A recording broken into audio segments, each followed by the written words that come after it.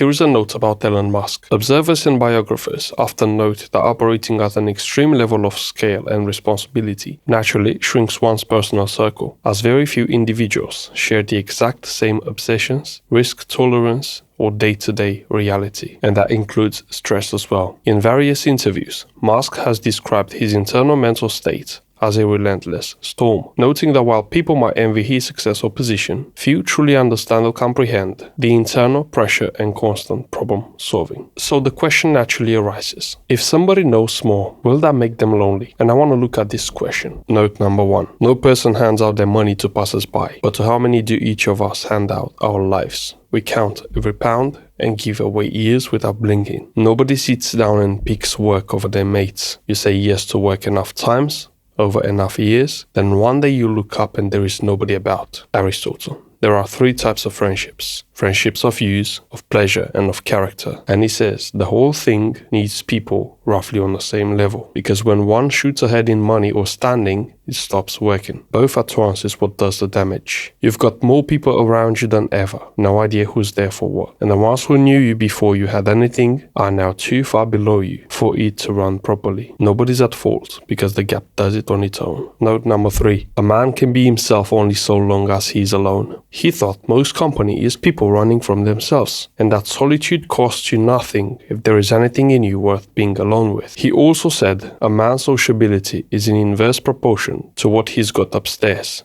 So the better the head, the less use he has for a room full of people. It's worth knowing that he ate alone at the same restaurant for years with a poodle for company and was miserable doing it. Note number 4. Marius. Men exist for the sake of one another. Teach them then, or bear with them. That's his standing answer whenever people get on his nerves in the meditations, which is constantly. The first half of book 2 is him bracing for a day full of ungrateful, arrogant, dishonest people and telling himself none of them can actually harm him. So he's got no business shutting himself off from them. He's the most powerful man alive. He could have anyone removed, and he's writing notes to himself about putting up with them instead. There is also this same book. Do not act as if you're going to live 10,000 years. Death hangs over you. While you live, while it's in your power, be good. So considering Elon Musk and these guys that really made psychological history talking from principles, we want to have a look at this truth, man, because I think I've already put forward enough evidence that the more you become yourself in a way, the price you pay for that, which comes with being different, is knowing too much, and this will put you in a different light.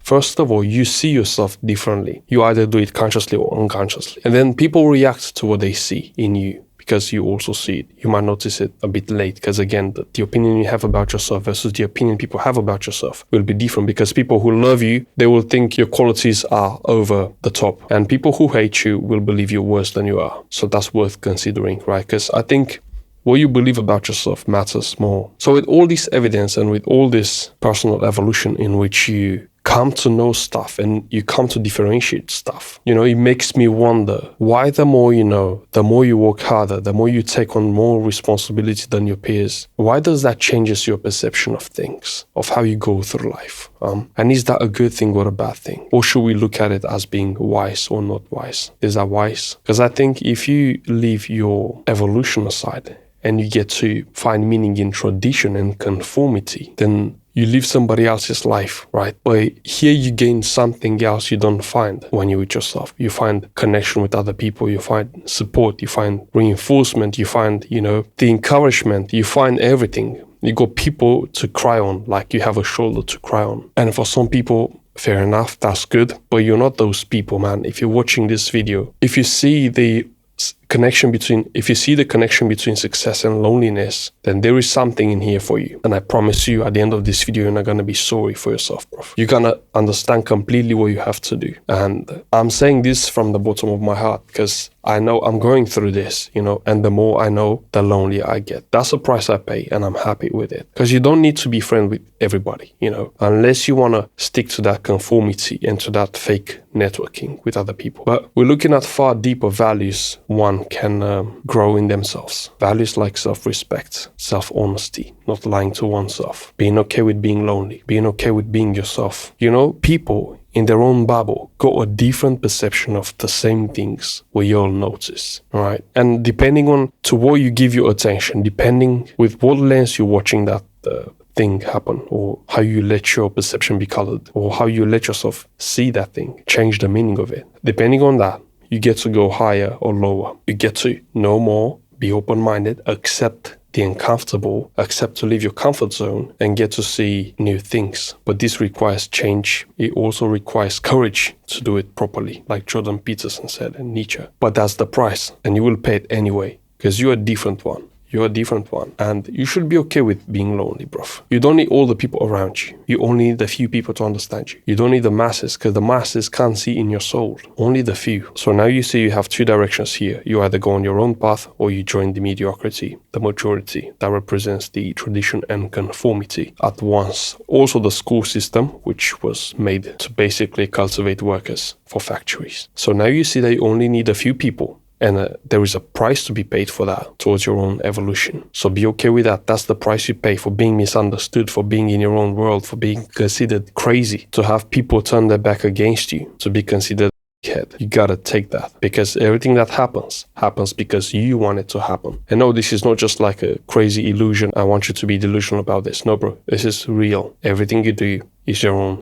Own it. Take responsibility for everything that people can't understand about you. That's the second thing you need to understand here. So there is a price. You got people, just a few, who will believe in you. This is what to expect. And then responsibility for everything you do. Own everything you do, bruv. But going back, so you have the mediocrity and the tradition and the social circle, the fake networking and all that, the surface level with the masks and all the social games. And then you have your own evolution, your own path to mastery, to self-mastery. You'd better choose that. And in that pursuit, you will see that knowledge, basically your brain runs on information. Knowledge, applied knowledge, will get you power. The enemy of knowledge is fear. The enemy of power is knowledge. So don't forget that. There is like an inborn circle. You can't get out of it once you understand this dynamic. So become a man of knowledge in the end. That will get you power. That is, put your hands on loads of books, start reading, start observing, noticing, learning yourself, and this is how you get to your own proper evolution in this way. And don't be too strict on yourself. Another thing to understand about is, don't be too strict. Learn to look at yourself objectively. Learn to control your brain and your subconscious mind to become an unstoppable force. To work really hard and get yourself to the best possible evolution you can. And obviously find your place in the world, a place you feel recharged every time. And from that you can create so much in connection with yourself. That's another thing you want to look at, right? Because on this globe, on this planet, there is a place that's perfectly suitable for you. The culture, the weather, the cars, the women or the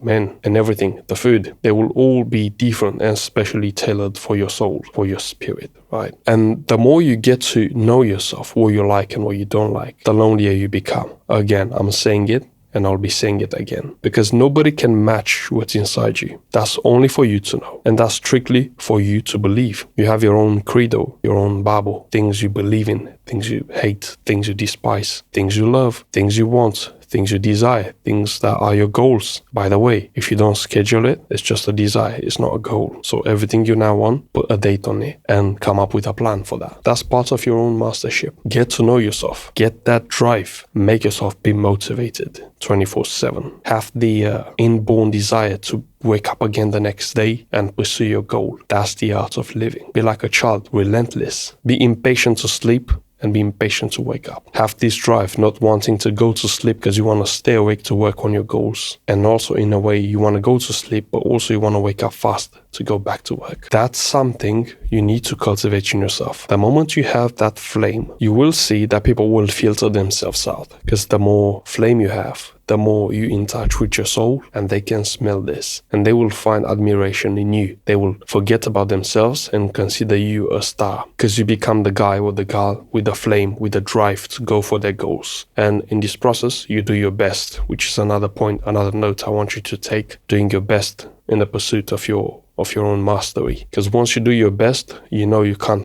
up, because you do everything at that time, and you also in this process, to make another sub-point, you're changing your beliefs and your behavior and your identity, which is the strongest level of change, changing your identity. By changing your values, that's how you change. By the way, read the book, The Values Factor, by Joe DeMartini or something. There's a blue cover. I highly recommend you read that book. It's a very good book on how to change your values and how to control people in a way, politely, that is. So my question for you now is, are you ready? Are you willing to pay the price of loneliness? By the way, don't run away from it. You have nothing to run away, because if you run away from loneliness, you're running away from yourself. So it's worth considering if you can sit down with yourself and actually look at yourself and consider yourself to be the guy to accept himself, which is the cause of most problems men face. Self-acceptance, that's the root of problems in this world, man, and problems with other people. But if you don't accept yourself, your shortcomings, your longcomings, you come to consider you deficit in something. Because if you don't accept yourself, if you hate yourself, and the problem is people do it unconsciously, and that will affect you, will also sabotage your attempts to success, and it will set a threshold for what you accept and what not. And sometimes money can be next to you, but you're too blind to see it. That's because you want to see things in a certain way, but reality has a different gift for you. So the second question is, what is your gift, what you're not tapping into? What is there in your own bubble, in your reality, that you're not currently accepting? How would you want the things to be? What you expect that? What's your expectation? How would you expect you want to make money? How would you expect you want to live your life? Because that might not be what's actually now in your current sphere of evolution, and that might not be what's in your future written for you based on what you wrote about yourself in the past. So these are things I want you to contemplate. And about others, when we talk about others with regards to our own evolution and all of this, they are the same. If we reverse engineer what they cast onto us, what we cast onto them, is the same, literally. So we gotta love ourselves in the end and look more at what we do wrong to do it right, to straighten that up. Because you can. If you see yourself having shortcomings, you can fix them as easy as possible. You just gotta be strict, apply some discipline here and there, not to force yourself, but at times throughout your life. For example, you go full throttle 5 years and you get your business to pay you for life. But that's just a small example most people are not willing to accept, or as a price they have to pay, and they get to be broke and lonely. That's when loneliness is a problem. When you don't pay the price of advancing yourself as a man, of knowing your mission, your credo, your structure. Even when you don't have a structure and you're in the pursuit of knowing yourself, let's say your age you're not ripe enough yet to know yourself, but still, there is something about you that's unique and special. You gotta tap into that, because nobody's gonna do it anyway. Nobody's coming to save you, to rescue you, because life is survival in a way. And in this whole sea where people survive and are interconnected with each other, you can choose to live a comfortable life, free of struggle. But if nobody sees how to make it possible, they will not choose it. And for that reason, they choose unconsciously, because this plays a big part in our lives, the unconscious behavior. They choose unconsciously the same life. And so if they choose the same life as they did in the last 5 years, the next 5 will be the same, because you are just a decision away. And all you have to do is to decide to choose something else, but do it verbally. All right, this is how you get a new direction for your life. You talk to yourself, you argue, you rationalize why you want the thing, why are you the best. Ask yourself, why am I the best? And the more you do this, the more your brain will start to come up with reasons. You might say consciously, if you will advance, that your subconscious mind will not get the hang of it. You will, because even though it's running through symbols, imagery, and emotions, you will get the hang of what you mean, because you will have to combine that with emotion. Why am I the best? Ask yourself, why the am I the best? But really feel it, and take this exercise throughout the day. Ask yourself, why is this? Why is that? But only ask questions. You can only come up with positive answers, right? Why am I so intelligent? Why am I a genius? Why do I have so many good ideas? Why am I a sponge of information? Why do I capture attention? Why am I a superstar? And you will see your brain will come up with those. Now that you understand how you're sitting when we talk about other people, you'll need to understand the following concept, and then we jump on the other one. The first one is, you are born alone and you will die alone. The second one is, people are just a reflection of your inner reality. When we talk metaphysics, people are just a reflection of your own reality, of what you believe about yourself. Self-image, your self-concept, your beliefs. So your mission from now on is to change those beliefs. You choose something, you choose to believe something, and then you find supporting evidence for that by using the questions I gave you. And you will see people will change to match the changing person. Just like Bob Proctor said, this is your key to endless evolution. You need to believe more in yourself, bro, and accept yourself the way you are. Then give yourself a direction, be the best boss and the best employee. Give yourself a direction and follow it through. You will see, if you close your eyes to what people are doing, if you cover your ears to what people are saying, and you believe in your heart, that's when you get the most out of your life. Thank you for watching. If you want to work with me, the link is in the description, and I'll see you in the next video. Bye.